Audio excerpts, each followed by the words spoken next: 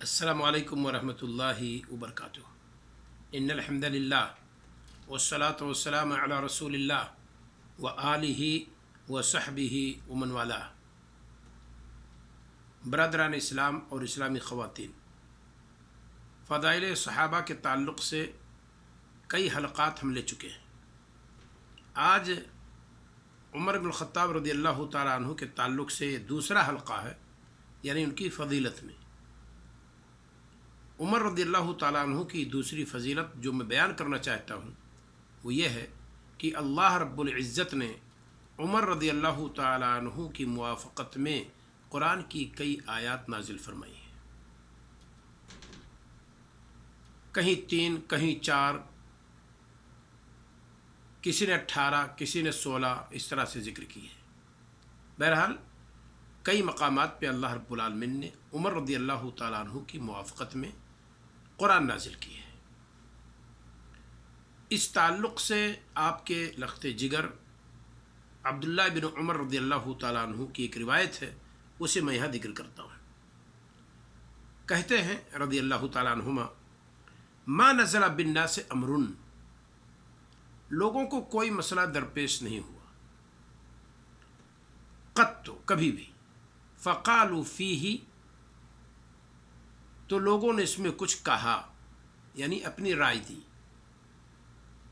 وقال فیہ عمر بن الخطاب او قال عمر، عبداللہ ابن عمر کہتے ہیں تو اس مسئلے میں لوگوں نے بھی کہا اور عمر بن الخطاب یا عمر نے بھی کہا، سارے لوگوں نے مشورہ دیا، اپنے اپنے رائے پیش کی اس تعلق سے۔ کہتے ہیں الا نزل فیہ القرآن، مگر یہ کہ اس سلسلے میں قرآن نازل ہوا، علی نحو مما قال عمر، اس طرح سے جیسے عمر نے کہا تھا، یعنی عمر رضی اللہ تعالیٰ عنہ کی رائے کے مطابق قرآن کا نزول ہوا، یہ عبداللہ بن عمر رضی اللہ تعالیٰ عنہما کہتے ہیں۔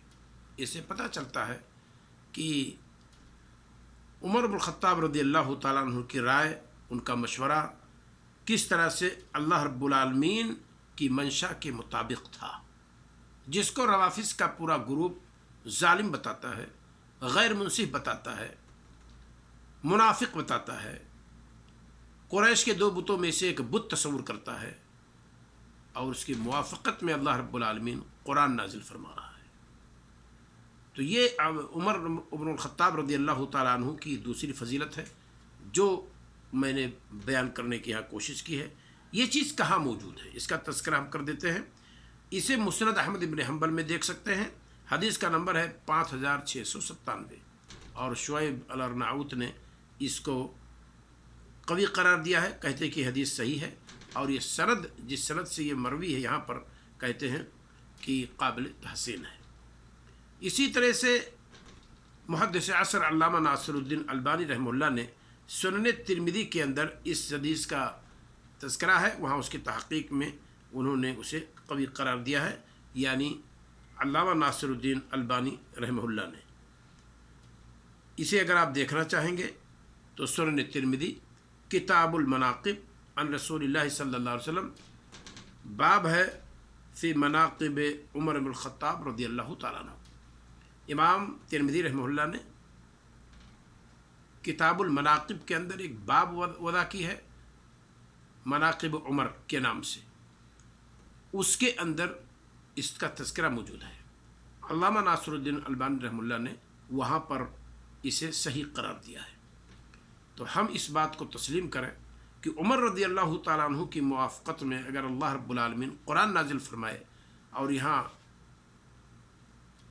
اپنے آپ کو مسلمان کہنے والے روافظ عمر رضی اللہ تعالیٰ عنہ کے تعلق سے یہ نقطہ نظر رکھیں کہ نعوذ باللہ وہ ظالم تھے، فاسق تھے، منافق تھے، اور قریش کے 2 بتوں میں سے ایک بت تھے، یہ کہاں حق بجانبی بات ہو سکتی ہے؟ یہ سب بہتان تراشی ہے، ان کی لنترانیاں ہیں، اور جھوٹ ہے جو کہ جھوٹ ان کا مذہب ہے، ہر کوئی اسے جانتا ہے۔ اللہ رب العالمین ہم اور آپ کو اس حقیقت کو پہچاننے کی توفیق عطا فرمائے، اس کے مطابق ہم اور آپ اپنا عقیدہ اور مسلک بنائیں، اور اسی کے مطابق ہم زندگی گزاریں، اسی کی طرف لوگوں کو دعوت دیں۔ السلام علیکم ورحمۃ اللہ وبرکاتہ۔